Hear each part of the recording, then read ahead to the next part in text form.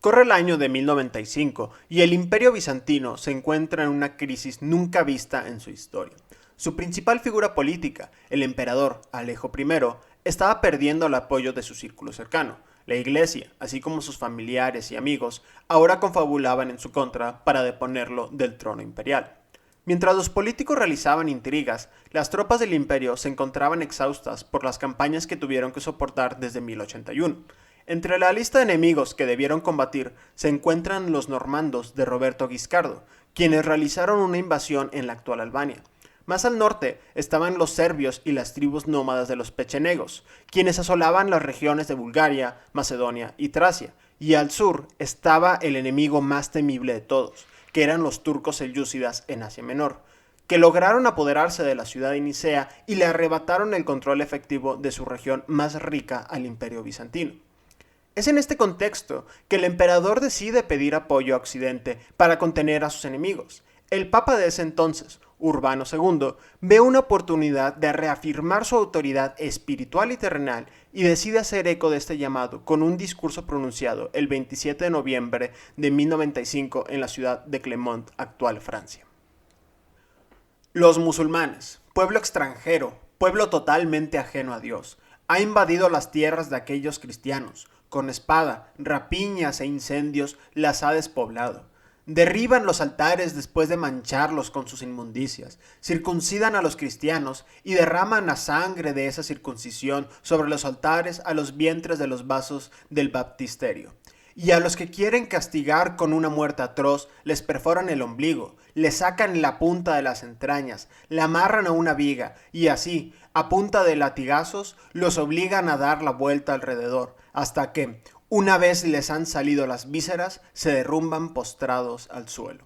Con este discurso en mente, tanto Alejo como Urbano II tenían la esperanza de animar a un nutrido grupo de caballeros y hombres de arma con experiencia, ya que las necesidades de esta expedición era de un grupo de gente versada en el arte de la guerra. Pero, como sucede en las historias que nos llama la atención, esto no fue así, pues los primeros en llegar no fueron los experimentados y gallardos caballeros, y fue más bien una muchedumbre eufórica y fanatizada, comandada por Pedro el Ermitaño, y el día de hoy es de sus travesías de las que vamos a hablar. A este movimiento se le conoce como las Cruzadas de los Pobres y tiene tres implicaciones importantes. Por un lado fue muy mala porque mató a muchos judíos inocentes en las ciudades de Francia, Alemania, Serbia y el Imperio Bizantino.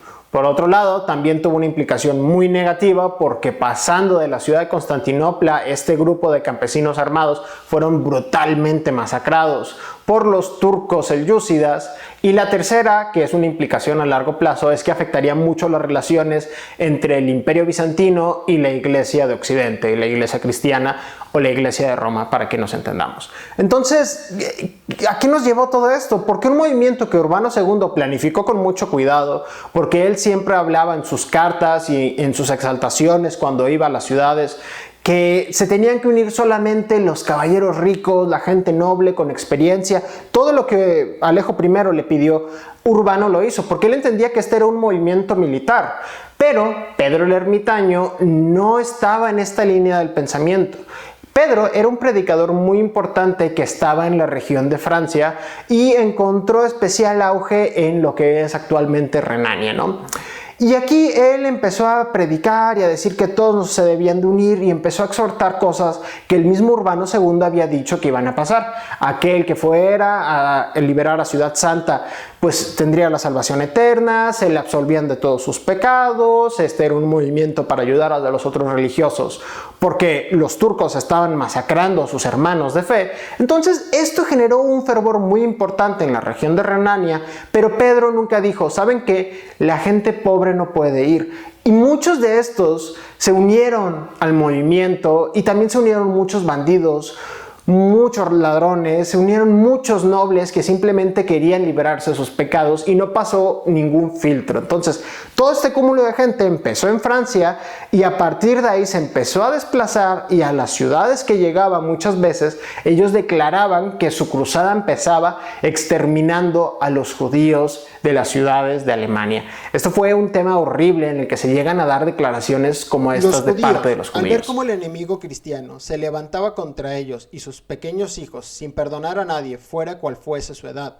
se volvieron contra sí mismos y sus compañeros. Niños, mujeres, madres y hermanas, y se mataron todos unos a otros. Cuán horrible es contar esto. Hubo madres que con cuchillos cortaron la garganta de los niños a los que daban el pecho y apuñalaron a otros, pues preferían que perecieran por su mano antes que por las armas de los incircuncisos. Aunque estas masacres evidentemente tenían un trasfondo antisemita, no era el único motivo, ya que había una falta de suministros y provisiones de parte de los miembros que componían esta expedición. Muchos de los campesinos que se unieron a ella no llevaban las suficientes cantidades de alimentos o no tenían ni siquiera el dinero como para hacer todo el trayecto. Hay que recordar que durante la Edad Media esta clase de desplazamientos eran muy extraños y lo normal es que alguien nunca conociera fuera de su pueblo, de su ciudad. Entonces que de repente 40,000 personas, que es el número aproximado de esta cruzada de los pobres, se movieran de un lado a otro, pues llegaba y ejercía mucha presión sobre estos pequeños poblados que muchas veces no superaban a las 1,000 personas. ¿Cómo le vas a dar de comer a 40,000? Entonces se volvían muy agresivos porque querían que les vendieran productos o directamente robaban todo lo que se encontraban a su paso.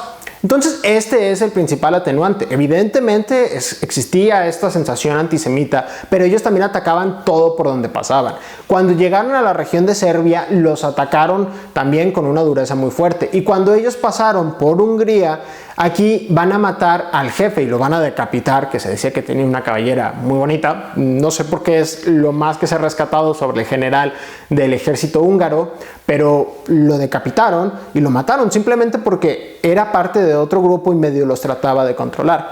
Llegando a las fronteras con el Imperio Bizantino pasó exactamente lo mismo, porque llegaban a un poblado, los asaltaban, necesitaban llegar las tropas imperiales y aparte había un elemento muy importante. Como este movimiento no estaba comandado directamente por Urbano II, pues no estaba dentro de los esquemas y las planeaciones.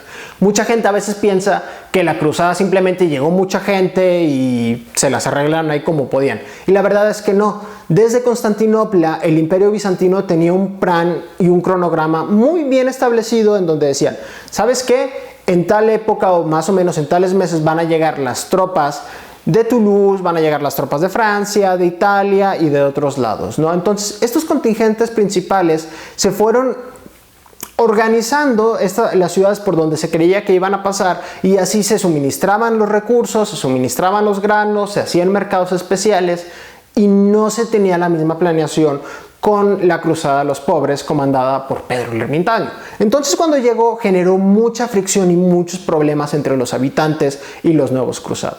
Y cuando llegaron a Constantinopla fue más de lo mismo porque empezaron a saquear, empezaron a robar, empezaron a pelearse con todo el mundo y llegado a un punto Alejo I dijo, ¿saben qué? Váyanse al otro lado del Bósforo, no los quiero aquí, y los pasó a la otra costa. Entonces aquí va a llegar un punto muy importante porque ellos, envalentonados, cuando se les dijo, esperen a los otros cruzados, por favor, no se vayan, decidieron irse a asediar la ciudad de Nicea, que era el principal punto de la región de Asia Menor. Y esto va a ser fundamental porque al inicio obtendrían ciertas victorias, pero aquí la escala de mandos y de poderes empezaría a romper, porque Pedro el Ermitaño perdió el control de este movimiento. Algunas fuentes dicen que se regresó a Constantinopla, otras dicen que duró un tiempo ahí y después del ataque de los turcos acabó logrando huir y se regresó a Constantinopla. El punto es que llegado un momento él logró volver a estar en Constantinopla y esta cruzada de los pobres primero obtuvo una victoria y logró saquear los suburbios bajos de Nicea, pero en cuanto llegaron las tropas de los turcos selyúcidas, los masacraron de una manera tan horrible que les hicieron, no se imaginan, y no lo puedo decir porque es un video de YouTube, pero ya se lo podrán imaginar. De hecho, si leen el libro de Peter Frankopan de la primera cruzada, está muy bueno y van a poder ver. Pero bueno, ahí van a ver entonces de una manera muy clara que los masacraron, los convirtieron en esclavos, los obligaron a convertirse al Islam o en otros casos directamente los que se resistían a estas conversiones les hacían lo mismo que Urbano II dijo que les hacían a los cristianos, se las empezaron a aplicar ahí, y peor, porque ellos fueron especialmente crueles. Entonces, llegado a este punto, hay que entender que esta primera cruzada de los pobres, que fue la primera porque hubo varias, eventualmente va a haber una cruzada de los niños, así es, como un siglo después, algún iluminado dijo, es que los niños son los que realmente pueden liberar Tierra Santa, y mandaron simplemente a niños en barcos a morirse. Ese es un tema muy interesante, no es el que toca hoy, pero bueno, el punto es concretamente que entonces esta primera cruzada fue la que empezó a generar las fricciones entre Constantinopla y el occidente, porque cuando llegaron los otros cruzados ya había un sentimiento de resistencia y de reticencia ante ellos, y eventualmente esta cruzada, aunque empezó de una manera cooperativa muy buena, se fue degradando la relación. Así como las cruzadas ayudaron a darle un respiro al Imperio Bizantino, también le trajo muchos quebraderos de cabeza que en algún momento, cuando estudiamos la primera cruzada, lo podremos ver a fondo, ¿no? Pero bueno, esta fue la cruzada de los pobres. Espero que te haya gustado, espero que el nuevo estilo de video te está agradando, y déjame tus comentarios, tus sugerencias, si quieres que hablemos a fondo de la primera cruzada estaría padrísimo, y nos vemos hasta la próxima.